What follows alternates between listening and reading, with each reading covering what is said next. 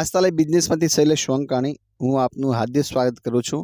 આજે આપણે આવ્યા છીએ ભાવનગર જિલ્લાના તળાજા તાલુકામાં ઠળિયા ગામે જે ધીરુભાઈની વાડીએ છે। ધીરુભાઈએ જે કાલા સોનાનો જે યુઝ કર્યો છે ને બ્લેક સોના ખાતરનો યુઝ કર્યો છે આજે આ ડુંગળીના પાકની અંદરમાં, તો ધીરુભાઈ આપણને એક સારો પરિચય આપશે। એનું નામ, મારું ગામનું નામ આપો, તાલુકો આપો। ઠળિયા મારું ગામ, તળાજા તાલુકો, જિલ્લો ભાવનગર। તમને આની માહિતી કોને આપી જે ડુંગળીના પાકમાં તમારે શું થતું હતું? અમને દિનેશભાઈ મકવાણાએ માહિતી આપી હતી। આ ડુંગળીના પાકમાં શું થતું હતું? બાકરીઓની વળતું હતું, બહુ ભૂસળા જેખું એવું। ભૂસળા જેખું એટલે જલેબી ટાઈપ થઈ જતું હતું અને વાંકડીઓ થઈ જતો, એટલે તમે આપણે દિનેશભાઈ તમને માહિતી આપી કે ભાઈ તમે બ્લેક સોના ખાતર અને કાલા સોનાનો બે યુઝ કરો। તો તમે યુઝ કર્યો એને કેટલા દિવસ થયા? પણ 2 મહિના પછી મેં કર્યો હતો, એટલે 1 મહિનો આસપાસ થવા આવ્યો ને તમારી?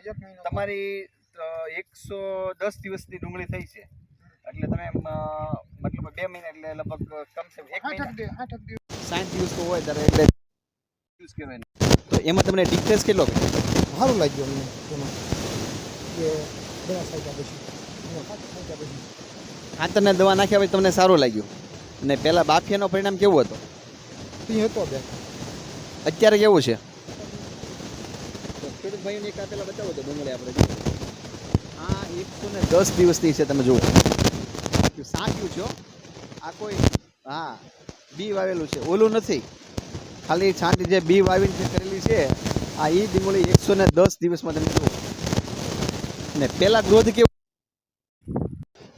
પેલા પારું ના દવાઓની એ નાખ્યા પછી તમને કેવું લાગ્યું?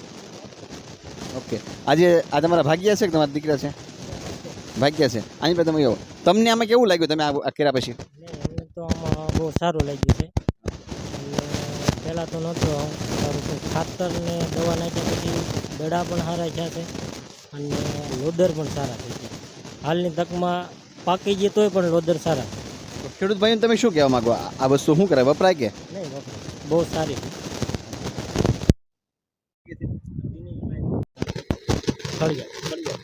આજે દિનેશભાઈ જે ડેપો ચલાવે છે એ અત્યારે આપણી સાથે છે। તો જે દિનેશભાઈએ જે આને આપ્યું છે બ્લેક સોના અને કાલા સોના, તો એ દિનેશભાઈને કહેશું। દિનેશભાઈ તમને કેવું લાગે છે? આ વપરાય પહેલાં દિનેશભાઈને ભોજાનીને આપણે આપ્યું હતું, એને સારામાં સારું રિઝલ્ટ મળ્યું, તો પછી આપણે બીજા ખેડૂતને આપ્યું છે અને એ લોકોને સારામાં સારું રિઝલ્ટ છે, એટલે હું તો કહું છું કે બધા ખેડૂતને આ વપરાય। તો તમે જે આજે આ ખેડૂતને જેટલા લોકોને આપ્યું છે તો તમે ગર્વથી કહી શકો ને કે ના ના કે આ 100% વપરાયું? હા, 100% વપરાય અને આ બધા ત્રીજી વાર લઈ ગયેલા છે આપણી પાસેથી એકની એક વસ્તુ।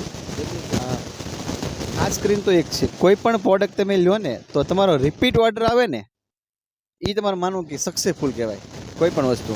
આજે કંપનીને 16-17 વર્ષ થઈ ગયા છે કંપનીના, પણ એક પ્રોડક્ટ આજથી સેમ એ વસ્તુ લઈને આપણે આવી છે, ખેડૂતને ક્વોલિટી દે છે ને અમારી પ્રોડક્ટ ક્યાંય એગ્રોમાં મળતી નથી, 2 એગ્રો સિવાય બીજી અમારી કોઈ એગ્રોમાં મળતી નથી, બરાબર? તો ખેડૂત ભાઈઓને એટલું કહું છું કે તમે ધીરુભાઈ તમે આવી આવો 1 મિનિટ। ધીરુભાઈ, તો તમે ખેડૂત ભાઈને શું કહેવા માગો?